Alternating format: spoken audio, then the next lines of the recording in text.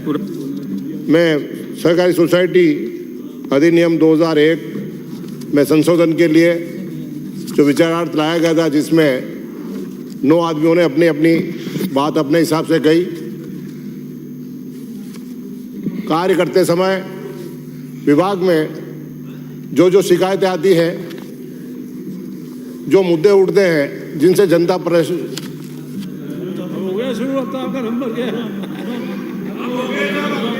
नहीं, उन्होंने प्लीज आपको डायरेक्शन देने की जरूरत नहीं है। आसन सक्षम है डायरेक्शन देने के लिए।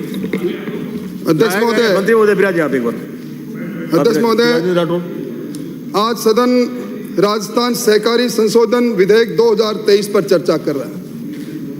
मंत्री महोदय, आपके उद्देश्यों और कारणों के कथन में आपने जो बात लिखी है, सरकार ने कहा है कि सहकार का मूल सिद्धांत सहकारी समितियों का जुड़ाव मानवीय रूप से होता है, न कि पूंजीपतियों के रूप में। सहकारी सोसाइटियों का गठन उनके सदस्यों के आर्थिक हित के लिए समानता के आधार पर होता है। सरकार सहकार के आंदोलन को प्रोत्साहित करने के लिए सहकारी सोसाइटी नियंत्रण के लिए राजस्थान सहकारी सोसाइटी अधिनियम 2001 लेकर आई है। बिल्कुल आपने ठीक कहा।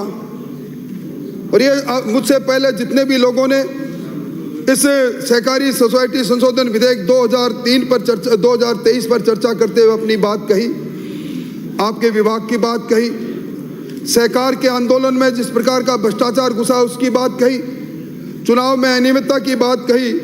मैं मेरी बात को प्रारंभ करूं सभापति महोदय, इससे पहले मैं निवेदन करना चाहता हूं।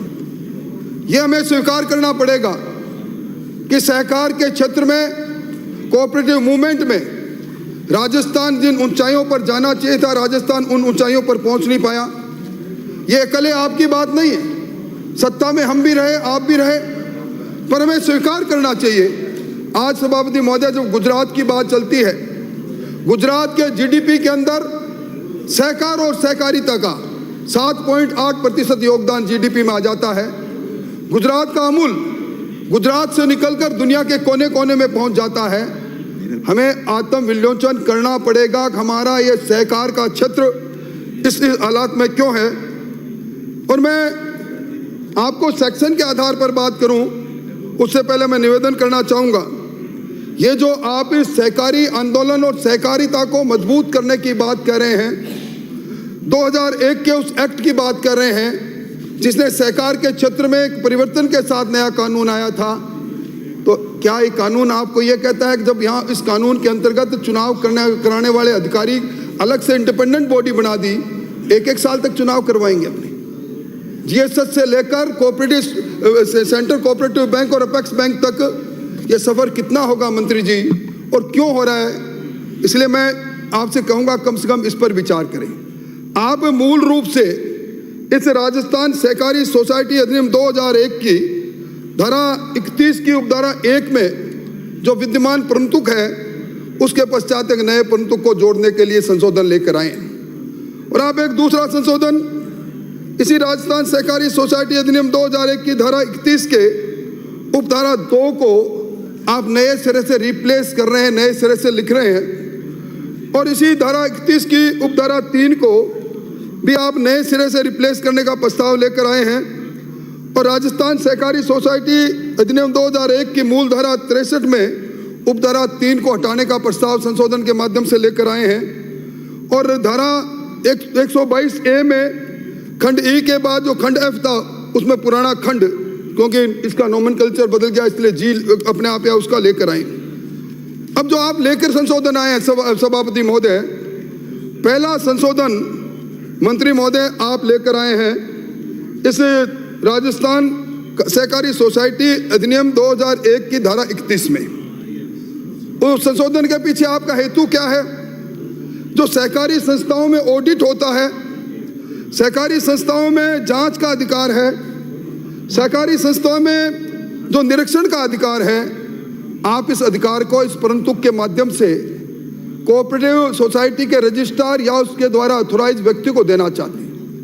मैं सदन के माध्यम से मंत्री महोदय आपका ध्यान आकर्षित करना चाहूंगा।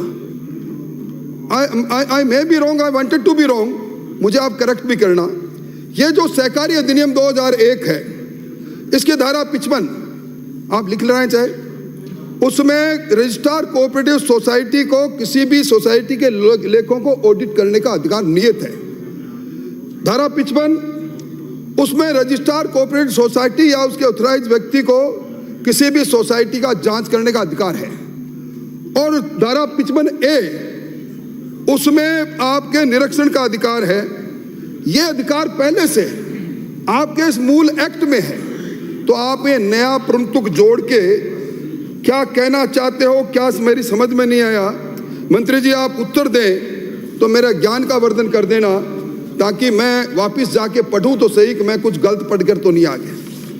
निवेदन करना चाहूंगा, अब ये दूसरा संशोधन जो आप लेकर आए हैं धारा 31 की उपधारा 2 में, उसमें सभापति जी मूल रूप से क्या था? मूल रूप से प्रावधान पहले से था, कोई भी सहकारी सोसाइटी में कोई पदाधिकारी या कोई सदस्य वो सोसाइटी से त्यागपत्र देता है, छोड़कर जाता है, निकाल दिया जाता है, तो उसके पास जितना भी रिकॉर्ड है सोसाइटी का, चाहे वो रिकॉर्ड सोसाइटी के अकाउंट से संबंधित है, सोसाइटी के दूसरी कार्रवाई से संबंधित है, वो सारा रिकॉर्ड वो नए नियुक्त सीईओ को या सोसाइटी के जो सचिव है उनको या अध्यक्ष को, और अगर सोसाइटी लिक्विडेशन में है तो लिक्विडेटर को देगा। अब आप अगर वो नहीं देता है तो आपको लगे, रजिस्ट्रार महोदय को लगे कि अब ये रिकॉर्ड खुर्द-बुर्द हो सकता है, अब ये संपत्ति जो सोसाइटी के इसका दुरुपयोग हो सकता है, तो रजिस्ट्रार अब मूल रूप से आवेदन था, अब जो इसमें मूल जो अधिनियम में धारा 31 13(2) के अंदर है, उसमें एक रजिस्ट्रार एक आवेदन करेगा, फर्स्ट क्लास मजिस्ट्रेट के साथ सामने करेगा, और फर्स्ट क्लास मजिस्ट्रेट उस आवेदन के आधार पर एक आदेश जारी करेगा, न्यायिक आदेश जारी करेगा, और सोसाइटी के दस्तावेज, रिकॉर्ड, अकाउंट, संपत्ति उसको कब्जे में लेने के लिए रजिस्ट्रार या उसके एप्रोप्रिएट अथॉरिटी जो भी होगी उसको अधिकार, उस आदेश के अनुसार उसको अधिकार मिलेगा। अब आप ये रिप्लेस करके और ये सारे रजिस्ट्रार का जो कोर्ट को अधिकार है, वो अधिकार आप देना किसको चाहते हैं? मैं पढ़कर सुनाना चाहता हूं जो आप रिप्लेस कर रहे हैं। किसी सोसाइटी का कोई अधिकारी या सदस्य उक्त सोसाइटी को छोड़कर जा रहा है, वह नए मुख्य कार्यपालक अधिकारी या सचिव को, अध्यक्ष को या लिक्विडेटर को सोसाइटी के पुस्तक, दस्तावेज, प्रतिभूतियां, लेखे, अभिलेखे व अन्य संपत्तियों का प्रभार सौंपे जाने से इनकार करता है, और रजिस्ट्रार कोऑपरेटिव सोसाइटी संतुष्ट हो जाती है कि सोसाइटी के पुस्तक, अभिलेख, रिकॉर्डों को दबा दिया जाएगा, बिगाड़ दिया जाएगा, सोसाइटी के फंड और संपत्ति का दुरुपयोग करेगा, उस स्थिति में रजिस्ट्रार समय या उसके द्वारा प्राधिकृत व्यक्ति सोसाइटी के अभिलेख, पुस्तकों, तलाशी, संपत्ति आदि का अधिकृत करेगा। मतलब अब आप चाहोगे उसी सोसाइटी में, अब आपको कोर्ट में तो जाना नहीं, न्यायिक रूप से जो अधिकार था, न्यायालय के अधिकार को आप इम्पार्शियल मानते नहीं। आप विक्रमादित्य के अवतार के रूप में रजिस्ट्रार साहब विराजे हैं आपके। रजिस्ट्रार साहब आज मजिस्ट्रेट से भी ऊपर हो गए। रजिस्ट्रार साहब को आप पावर देंगे। और सभापति महोदय, ये जो मैं कह रहा हूं, ये जो पूरा एक्ट आया है, ये सदन को मैं बताना चाहता हूं, छोटी मोटी बात नहीं सभापति महोदय। आज राजस्थान में इस राजस्थान सहकारी कोऑपरेटिव सोसाइटी अधिनियम के तहत 35,000 सहकारी संस्थाएं हैं, जो सरकारी और गैर सरकारी 35,000। इसमें गृह निर्माण सहकारी समितियां भी है, जो आज तक आप और हम सरकार में आते जाते रहे, आज भी बैकडेट में पट्टा देने के लिए जो अप्रसिद्धि पाए हुए हैं। इसमें वो मल्टी क्रेडिट कोऑपरेटिव सोसाइटी भी है, जिन्होंने निवेशकों को लोक लुभावनी बात करके और उनको बड़े बड़े दावे करके उनकी राशि को ब्याज के आधार पर दुगना तिगुना ब्याज का प्रलोभन देकर उनको एक निश्चित समावधि के बाद में राशि दुगनी हो जाएगी, मुझे मेरी बेटी की शादी करनी है, मैं सोचता हूं मैंने 5 लाख रुपए लगा दिया, मेरे को 4 साल बाद 10 लाख रुपए मिलेंगे। ये इस तरह के लोक लुभावनी बातें करके सभापति महोदय, जिन्होंने करोड़ों रुपए हड़प लिए, उस सोसाइटी को अब आप जुडिशियल पावर के बजाय, नहीं मैं गलत बोल रहा हूं, माननीय सदस्य, ये आप भी समझते हैं और सदन भी समझता है। बहुत सही बात की सभापति महोदय। सभापति महोदय, मैं मंत्री महोदय को इस बात के लिए धन्यवाद दूंगा। मैं पहली बार देख रहा हूं मंत्री महोदय, इसी तरह चले आओ मेरे मित्र, बहुत आगे जाओगे। आप इसको पढ़ के आए हो आपके, ये निश्चित तौर पर इन्होंने इसमें उद्देश्य और कारणों के कथन में बात कही है। अगर जुडिशियल प्रोसेस में विलंब होता है तो आप एक क्लोज डाल सकते थे कि जुडिशियल प्रोसेस को इतने दिन में पूरा करें। न्यायिक अधिकार को लेने का, आप न्यायालय के अधिकार को लेकर, और आप जो बातें कर रहे हो ना, कौन सी सोसाइटी नहीं, किसने हाथ बांधे आपके? मैं आगे आगे बताऊंगा। ये बैनिंग वाला एक्ट कब आ गया, आपने क्या तीर चलाए? इसलिए ये कुछ बातें ऐसी है, बैठ कर बोल के, और आप सोचोगे कि हमें हतोत्साहित होकर बैठ जाएंगे। हम तूफान से भी आंख मिलाने की हिम्मत रखते हैं। इसलिए मैं निवेदन करना चाहता हूं कि आपने जो बात कही, ये एक तरह से न्यायालय के अधिकारों का अतिक्रमण है। इस पर सरकार को देखना चाहिए।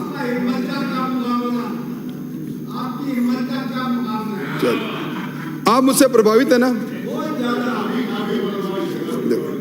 पूरा सदन ही प्रभावित। अब सभापति महोदय, पूरा सदन ये जब मुझसे प्रभावित होते हैं तो फिर चलो बात बताऊं। सभापति महोदय, मैं कह रहा था, ये जो धारा 31(2) के अंदर जो ये प्रस्ताव लेकर आए, इसके बारे में जो इन्होंने तर्क दिया है कि न्यायिक प्रक्रिया में देरी लगती है, इसमें एक क्लोज डाला जा सकता है, प्रक्रिया इतने दिन में पूरी हो।